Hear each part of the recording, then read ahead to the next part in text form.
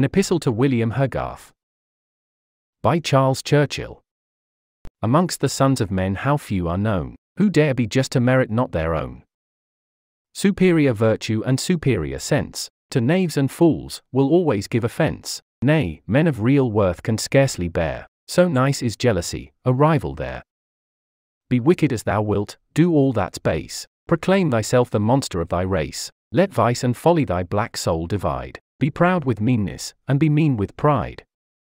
Deaf to the voice of faith and honour, fall from side to side, yet be of none at all. Spurn all those charities, those sacred ties, which nature, in her bounty, good as wise, to work our safety, and ensure her plan, contrive to bind and rivet man to man. Lift against virtue, power's oppressive rod, betray thy country, and deny thy God, and, in one general comprehensive line, to group, which volume scarcely could define, whate'er of sin and dullness can be said, join to a fox's heart a dashwood's head, yet mayest thou pass unnoticed in the throng, and, free from envy, safely sneak along. The rigid saint, by whom no mercy's shown, to saints whose lives are better than his own, shall spare thy crimes, and wit, who never once forgave a brother, shall forgive a dunce.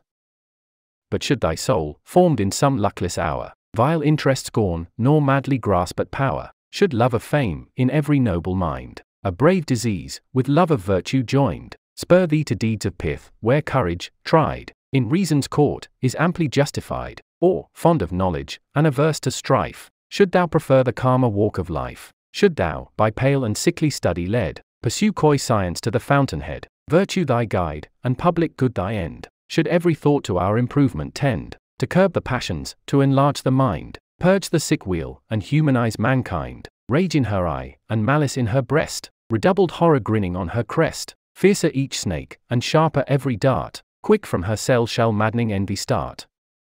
Then shalt thou find, but find, alas, too late, how vain is worth, how short is glory's date.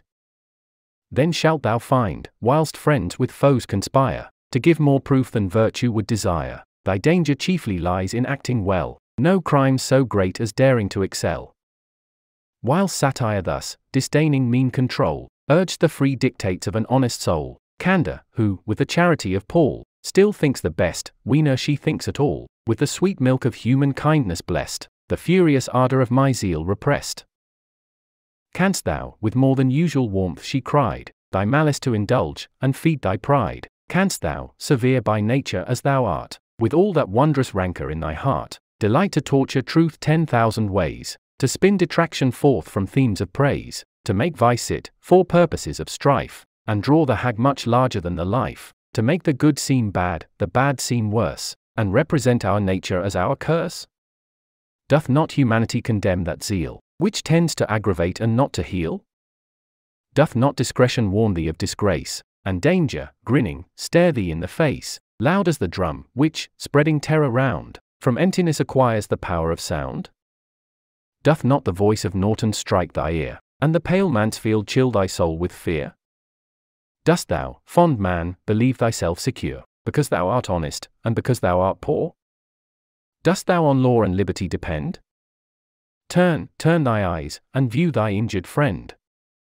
Art thou beyond the ruffian gripe of power, when Wilkes, prejudged, is sentenced to the Tower? Dost thou by privilege exemption claim, when privilege is little more than name?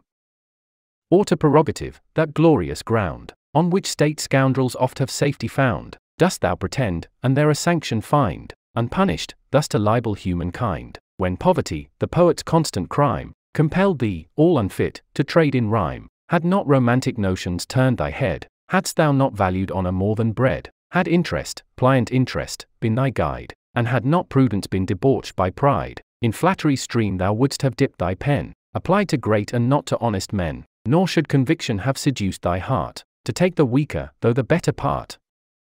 What but rank folly, for thy curse decreed, could into satire's barren path mislead, when, open to thy view, before thee lay, soul-soothing panegyric's flowery way?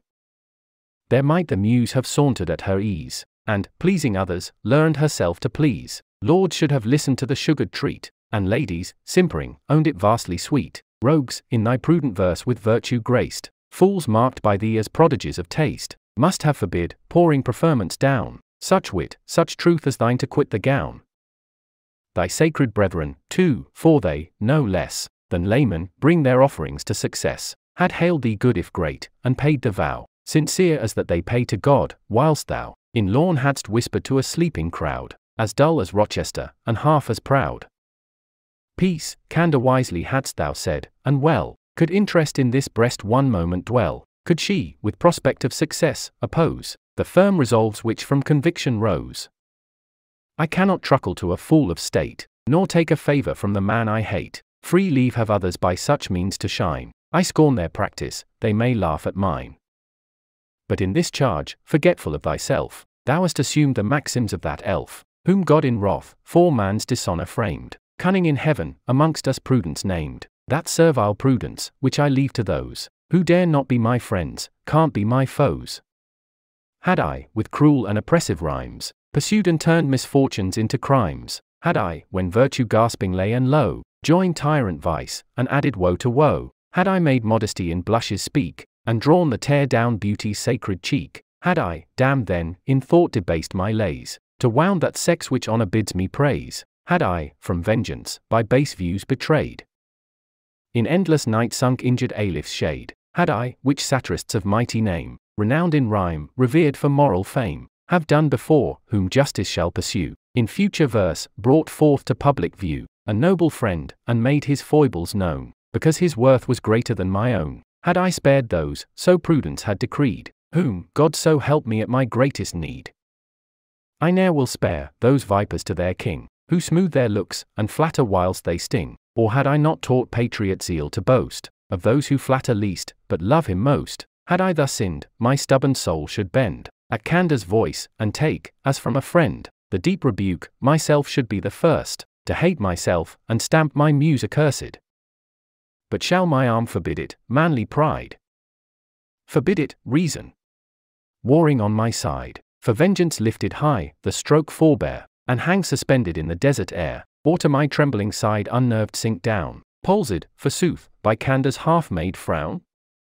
When justice bids me on, shall I delay, because insipid candour bars my way? When she, of all alike the puling friend, would disappoint my satire's noblest end, when she to villains would a sanction give, and shelter those who are not fit to live, when she would screen the guilty from a blush, and bids me spare whom reason bids me crush, all leagues with candour proudly I resign, she cannot be for honour's turn, nor mine. Yet come, cold monitor, half foe, half friend, whom vice can't fear, whom virtue can't commend, come, candour, by thy dull indifference known, thou equal-blooded judge, thou lukewarm drone, who, fashioned without feelings, dost expect, we call that virtue which we know defect, come, and observe the nature of our crimes, the gross and rank complexion of the times, observe it well, and then review my plan, praise if you will, or censure if you can. Whilst vice presumptuous lords it as in sport, and piety is only known at court, whilst wretched liberty expiring lies beneath the fatal burthen of excise, whilst nobles act, without one touch of shame, what men of humble rank would blush to name, whilst honours placed in highest point of view, worshipped by those who justice never knew, whilst bubbles of distinction waste in play, the hours of rest, and blunder through the day, with dice and cards opprobrious vigils keep, then turn to ruin empires in their sleep, whilst fathers, by relentless passion led, doom worthy injured sons to beg their bread, merely with ill-got, ill-saved, wealth to grace, an alien, abject, poor, proud, upstart race. Whilst Martin flatters only to betray, and Webb gives up his dirty soul for pay, whilst titles serve to hush a villain's fears, whilst peers are agents made, and agents peers, whilst base betrayers are themselves betrayed, and makers ruined by the thing they made, whilst, false to God and man, for gold, like the old traitor who a saviour sold, to shame his master, friend, and father gives, whilst Bute remains in power, whilst Holland lives, can satire want a subject, where disdain, by virtue fired, may point her sharpest strain, where, clothed with thunder, truth may roll along, and candour justify the rage of song? Such things, such men before thee, such an age, where rancour, great as thine, may glut her rage, and sicken e'en to surfeit, where the pride of satire, pouring down in fullest tide, may spread wide vengeance round, yet all the while, justice behold the ruin with a smile, whilst I, thy foe misdeemed, cannot condemn, nor disapprove that rage I wish to stem, wilt thou, degenerate and corrupted, choose to soil the credit of thy haughty muse. With fallacy, most infamous, to stain her truth, and render all her anger vain? When I beheld thee, incorrect, but bold, a various comment on the stage unfold, when players on players before thy satire fell, and poor reviews conspired thy wrath to swell, when states and statesmen next became thy care, and only kings were safe if thou was there, thy every word I weighed in judgment scale, and in thy every word found truth prevail. Why dost thou now to falsehood meanly fly? Not even candor can forgive a lie. Bad as men are, why should thy frantic rhymes traffic in slander, and invent new crimes? Crimes which, existing only in thy mind, weak spleen brings forth to blacken all mankind.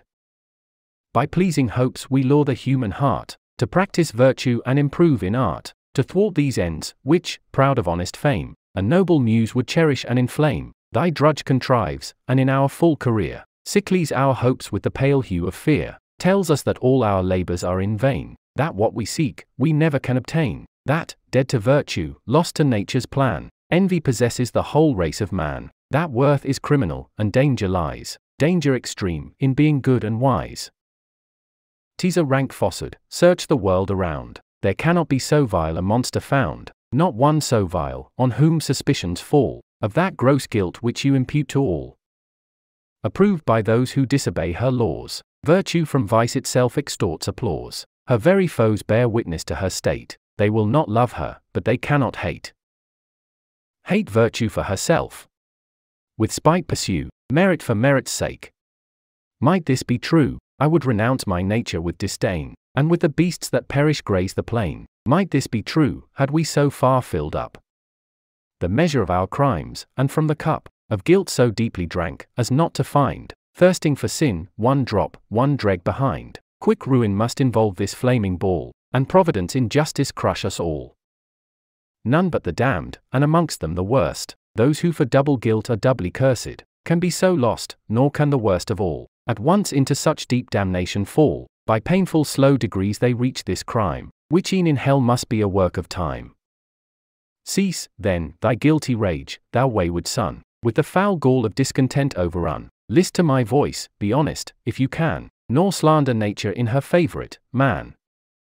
But if thy spirit, resolute in ill, once having erred, persists in error still, go on at large, no longer worth my care, and freely vent those blasphemies in air, which I would stamp as false, though on the tongue of angels the injurious slander hung. Duped by thy vanity, that cunning elf, who snares the coxcomb to deceive himself, or blinded by thy rage, didst thou believe, that we too, coolly, would ourselves deceive? That we, a sterling, falsehood would admit, because 'twas seasoned with some little wit? When fiction rises pleasing to the eye, men will believe, because they love the lie, but truth herself, if clouded with a frown, must have some solemn proof to pass her down. As thou, maintaining that which must disgrace, and bring into contempt the human race, as thou, or canst thou, in truth's sacred court, to save thy credit, and thy cause support, produce one proof, make out one real ground, on which so great, so gross a charge to found? Nay, dost thou know one man, let that appear, from wilful falsehood I'll proclaim thee clear, one man so lost, to nature so untrue, from whom this general charge thy rashness drew. On this foundation shalt thou stand or fall, prove that in one which you have charged on all. Reason determines, and it must be done, amongst men, or past, or present, name me one. Hogarth, I take thee, candor, at thy word, accept thy proffered terms, and will be heard. Thee have I heard with virulence declaim, nothing retained of candor but the name, by thee have I been charged in angry strains, with that mean falsehood which my soul disdains. Hogarth, stand forth, nay, hang not thus aloof. Now, candor, now thou shalt receive such proof, such damning proof, that henceforth thou shalt fear to tax my wrath, and own my conduct clear. Hogarth, stand forth, I dare thee to be tried, in that great court where conscience must preside. At that most solemn bar hold up thy hand, think before whom, on what account, you stand. Speak, but consider well, from first to last. Review thy life, weigh every action past. Nay, you shall have no reason to complain. Take longer time, and view them over again.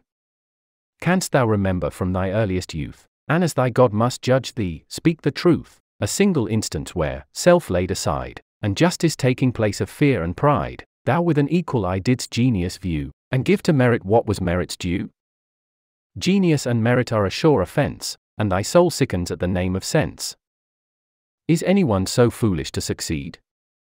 On envy's altar he is doomed to bleed. Hogarth, a guilty pleasure in his eyes, the place of executioner supplies. See how he gloats, enjoys the sacred feast, and proves himself by cruelty a priest.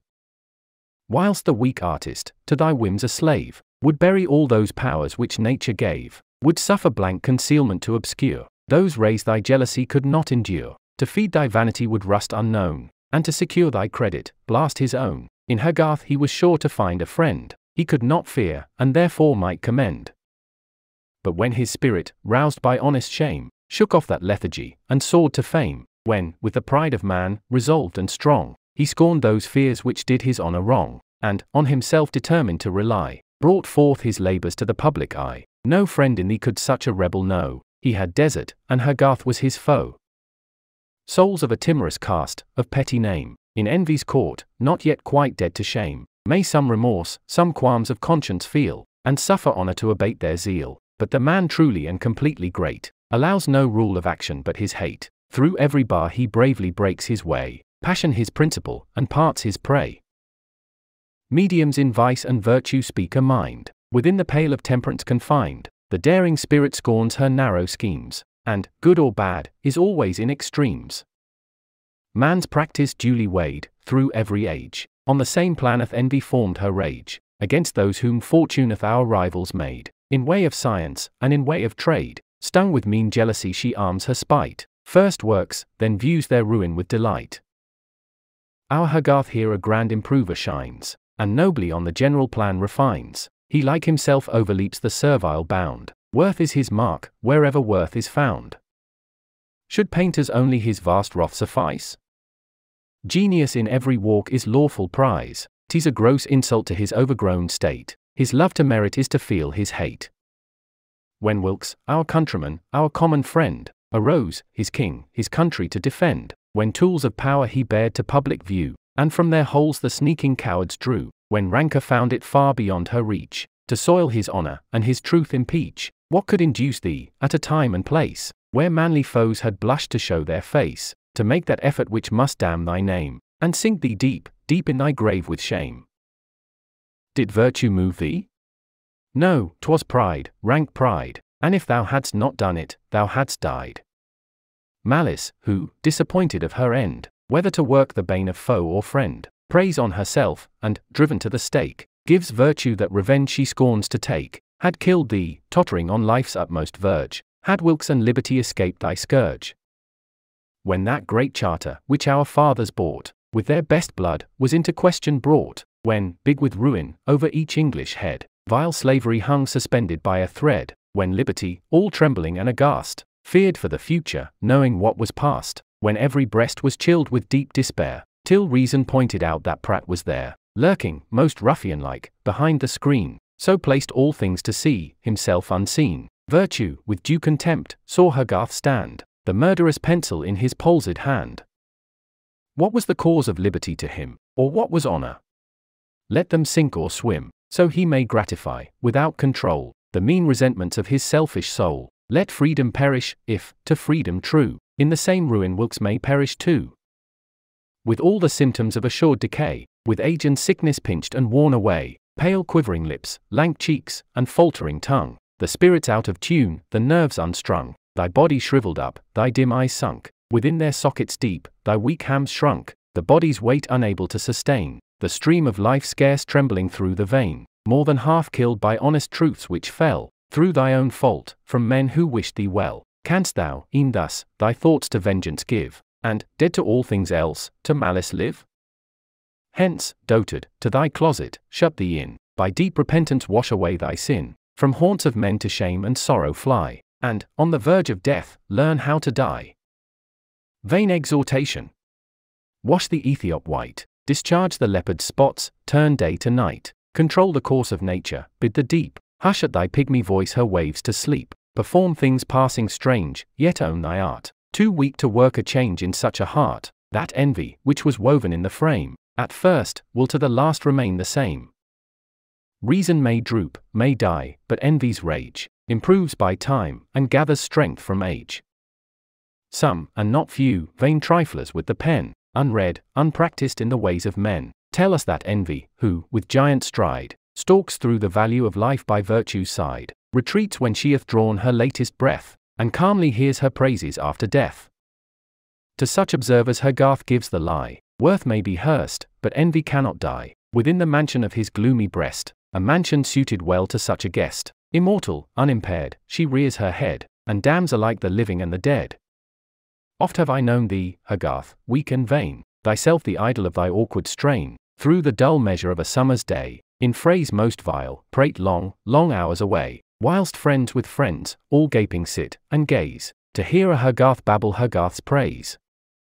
But if athwart the interruption came, and mentioned with respect some ancient's name who, in the days of yore, the crown of art with greatest honour wore, how have I seen thy coward cheek turn pale, and blank confusion seize thy mangled tail? How hath thy jealousy to madness grown, and deemed his praise injurious to thy own? Then without mercy did thy wrath make way, and arts and artists all became thy prey. Then didst thou trample on established rules, and proudly levelled all the ancient schools, condemned those works, with praise through ages graced, which you had never seen, or could not taste, but would mankind have true perfection shown, it must be found in labours of my own. I dare to challenge, in one single piece, the united force of Italy and Greece. Thy eager hand the curtain then undrew, and brought the boasted masterpiece to view. Spare thy remarks, say not a single word. The picture seen, why is the painter heard?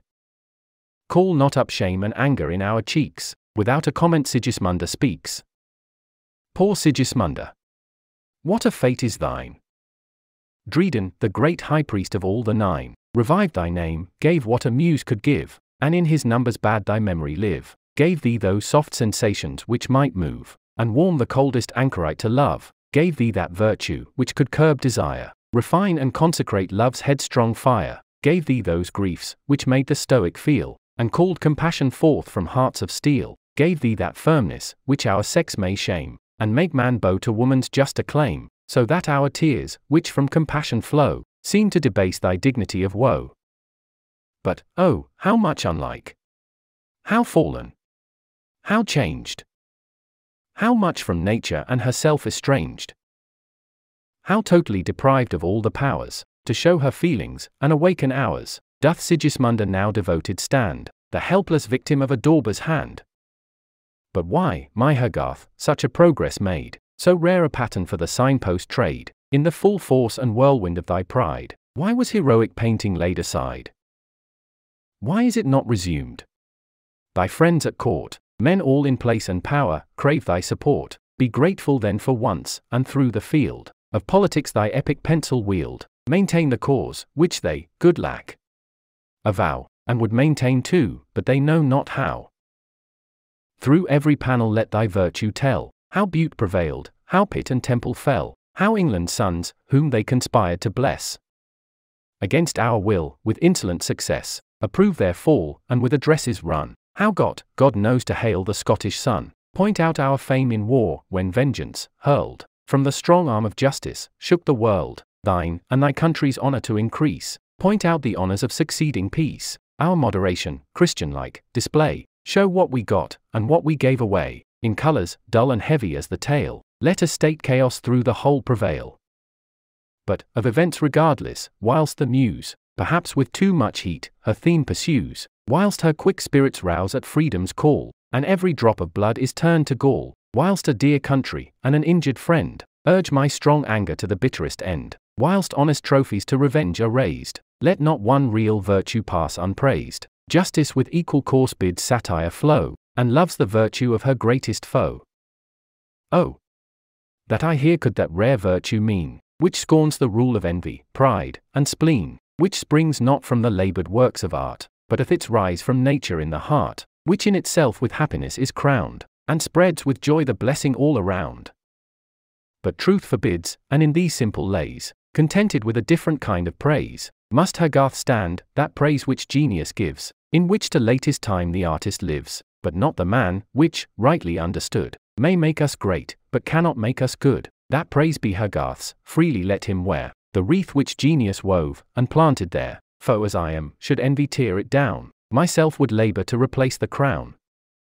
In walks of humor, in that cast of style, which, probing to the quick, yet makes us smile, in comedy, his natural road to fame, nor let me call it by a meaner name, where a beginning, middle, and an end are aptly joined, where parts on parts depend, each made for each, as bodies for their soul, so as to form one true and perfect whole, where a plain story to the eye is told, which we conceive the moment we behold. Hogarth unrivaled stands, and shall engage unrivaled praise to the most distant age. How could thou, then, to shame perversely run, and tread that path which nature bade thee shun? Why did ambition overleap her rules, and thy vast parts become the sport of fools? By different methods different men excel, but where is he who can do all things well? Humour thy province, for some monstrous crime, pride struck thee with the frenzy of sublime, but, when the work was finished, could thy mind so partial be, and to herself so blind, what with contempt all viewed, to view with awe, nor see those faults which every blockhead saw? Blush, thou vain man! And if desire of fame, founded on real art, thy thoughts inflame, to quick destruction Sigismunda give, and let her memory die, that thine may live. But should fond candour, for her mercy sake, with pity view, and pardon this mistake, or should oblivion, to thy wish most kind, wipe off that stain, nor leave one trace behind, of arts despised, of artists, by thy frown, bored from just hopes, of rising worth kept down, of all thy meanness through this mortal race, canst thou the living memory erase? Or shall not vengeance follow to the grave, and give back just that measure which you gave? With so much merit, and so much success, with so much power to curse, so much to bless, would he have been man's friend, instead of foe? Hogarth had been a little god below. Why, then, like savage giants, famed of old, of whom in scripture story we are told, dost thou in cruelty that strength employ, which nature meant to save, not to destroy? Why dost thou, all in horrid pomp arrayed, sit grinning over the ruins thou hast made? Most rank ill nature must applaud thy art, but even candour must condemn thy heart.